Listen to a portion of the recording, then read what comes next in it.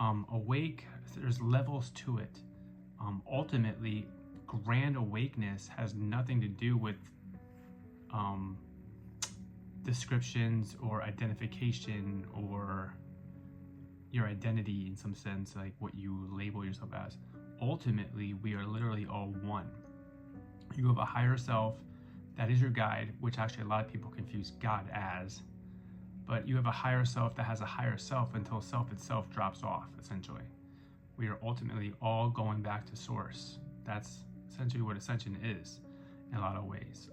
But the idea of being awake, for me, initially, it was the understanding that in 2017, when I had my like aha moment, was the idea that like aliens exist for real and that they're here. And it was like, wow. And then how that connected to big pharma, big oil, elites, Rothschilds, those kinds of elite families and all that, and how that all stems around it, what they were doing to children. But that is not capped at that. That is actually just a small fraction of what it means to be awake. Ultimately, when you realize a lot of those things about our reality early on, that's not awake. That's just 180 in a lot of ways, what you kind of already realized. You had an idea of what you were or what's going on in the world. You think you had a grasp of like what real truth is. And then you get awakened to these ideas and you're like, up here, and it's radicalizing you in a lot of ways to like not want to support, certain actors or support certain companies that have these, affiliations with evil. But that's only half of the pie per se. Ultimately, being awake is full circle. It's coming back to self. It's realizing everything that there is out there, and then realizing how that all connects back to you, and how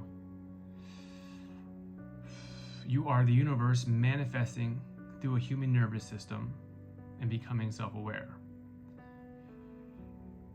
So I am you, ultimately. I've seen this firsthand when I've tried DMT a handful of times, and well, really 2 times I did it was the biggest. But coming off of it, I think the second time, I realized I was my girlfriend at the time. Like coming off of it, I knew I was her. It's a very weird feeling, but the cliche idea that we are all one is not a cliche. It's literally the truth. I saw the universe crumble around me, and the only real true existence of reality is love, i.e. divinity, which we are all of that. So everything is God, everything, but not everything has a soul. So awake, being enlightened, and awake, I go hand in hand in a way. Being woke and all that has become distorted. When I was first awakened, I used to use the word woke until it was kind of taken over by the left. But you gotta understand, when we go back to like this left and versus right wing thing, most of the people on the left are not informed at all, and are what we would claim as hive mind thinking. The yes men, the people that essentially work for the machine. People on the right are more free thinkers, essentially. So I associated myself politically with the right early on when I became awake to these things. But in my teenage years, growing up and going into my 20s, I didn't do the work. I just read what was seemingly emotionally stimulating or accelerated or charged online in papers and hearsays, and I identified as a Democrat until I actually educated myself. And that doesn't happen unless you apply the action towards what you really want to know with an open mind early on. And the thing is that you have to live with these ideas of like what is really important to you actually. When people say on the left human rights, what does that exactly mean? You gotta understand there's a top-down effect of reality that's being played out, a trickle-down effect. And a lot of these things are emotionally charged to get you to resist truth, because it's emotionally charged. It seems like it's right on paper. communism seems like it's right on paper, fair shit for everybody, but they're not really understanding the equation or the what that really means in the process. You're taking away from somebody else to give to somebody else who earned that. Okay, so you're impeding on people's freedom. So in a world of greed and driven competition, i.e. the dollar, the almighty dollar, we have the best system in capitalism. Until we have a higher understanding of reality, this is the best we have. With that said, being a right-winged individual just recognizes a freedom to choose, moreover, than anything else. So that doesn't define me, though. That doesn't explain my awakeness in some sense, really, because ultimately none of this stuff really matters. It's just affirmations to bring you back to self, so that you can flow with reality. You can ride the wave with a liberal feeling, a peace with what's going on around us, calmness in the chaos. The idea of divinity, or I should say division is to create an opinion, to create division, to create a you versus us. That's not being awake, that's not truth, that's a evil to separate and divide and conquer. And you're separated and divided and conquered, they still control the power. And what they want, evil more than anything, beyond money, is power. And they use money as a way to create power, because it creates an indoctrination. It creates, I need to do this instead of focusing on this. And, it becomes a competition, you versus us. This is a world that we've been kind of molded into, and we've chosen to come here for the challenges. But a long time ago, these control mechanisms were put in place for people to be controlled. One of the biggest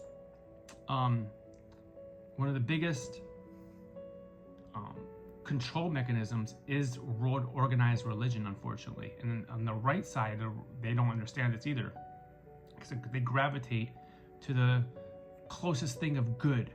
But ultimately, what's the truth about being awake is that you don't need any of those things to be good. You are innately good. And if you need somebody else to try to tell you, if you don't do this, you're going here to be good, that's backwards.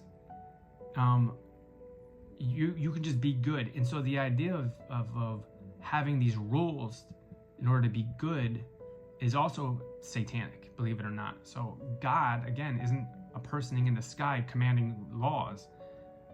That's somebody else, and it's not a good person. God is all things. And the closest thing to God and what Yeshua actually taught is you within your soul. So it's complicated per se sometimes, but ultimately it comes back to self. And that was what really being awake and enlightened actually is. And then understanding all the things that come around with it are just meant to create chaos. And if you can kind of keep your calmness within the storm, you can understand that not only are you in the universe, and you can achieve anything you put your pure potential mind into, that the struggles are meant for us to appreciate who we are even more. In some sense, it's how you react that matters, right? And so in the end, when we have this shift, you will be rewarded, and you will have, and it'll all make sense. It'll all come for us full circle. But if you're lucky enough to be awakened in this world now, you can move with it with a purpose and with a peace, and understand it doesn't have to have so much weight to it here. You don't have to take this world so serious. Sure, make money, protect your family, do things that get you by, maybe stay under the radar a little bit, but overall, you don't have to have such stress to this world. The best is yet to come.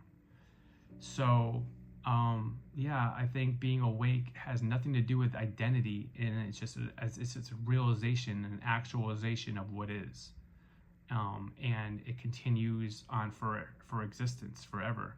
You don't ever get enough. At a highest 12th dimension, in some sense, they're still trying to figure out what God is. Can you imagine that? So, yeah, we have a time here to just try to essentially, as a school for your soul, learn. And learn and learn and learn until you get it. This is what essentially reincarnation is for lots of people. Since we're this close to the shift, if you were to pass away before the shift, you won't reincarnate. You'll stay in a light haven until the shift happens, and then you can be reborn into it on a higher earth. If you are a star seed, you will, and if you were to pass away before the shift, for example, you would just go home, and then you would come back and visit when the shift essentially occurs. This is just higher earth, new earth, fifth dimension earth, where star seeds are essentially from a higher realm of the 12th dimension, reside on 7, and will hang out with earth native souls on 5th, and now here right now are on 3rd dimension earth. We chose them to be here and to forget everything, and so we're all brave for being here because we chose to forget knowing this going into it. And so reincarnation and all that absolutely plays a role into learning what the soul needs to see and what it needs to hear and experience. And your higher self is always guiding you. You have loved ones over your side guiding you. And when you understand these things, it's part of the awakening, it's part of your enlightenment, but ultimately it's about your choice making. And that is what's really going to set you free. And again, it's not really what you believe at the end of the day, because you don't have to know any of this. You just need to know, it's just how you are.